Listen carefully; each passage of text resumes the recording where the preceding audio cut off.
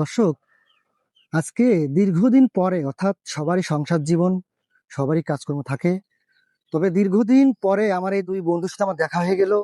আমার ছোটকালের বন্ধু, অর্থাৎ ছোটকাল বলতে প্রাইমারিতে একসঙ্গে করেছি, হাই স্কুলে একসঙ্গে করেছি, তারপরে স্ব কর্মে আমরা চলে গেছি, দেখা হয় না।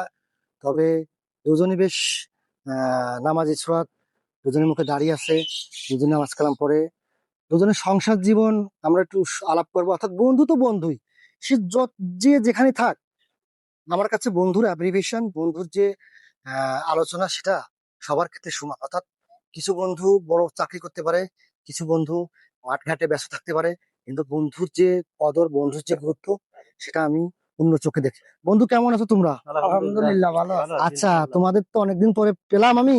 আর এক বন্ধু দিক বসে আছে, তার একটু লজ্জা বেশি। তবে তোমার কয় ছেলে মেয়ে, তাই বলো আগে। আমার দুই ছেলে।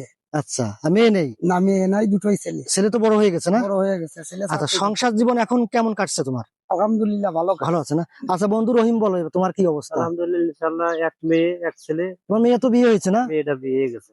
দর্শক, একটা মজার বিষয় দেখেন, একই সঙ্গে বেড়ে ওঠা, একই সঙ্গে অথচ একই বয়স, ওর মেয়ে বিয়ে হয়ে গেছে, আলহামদুলিল্লাহ। তার মানে বন্ধুর মেয়ে মানে আমাদেরও মেয়ে।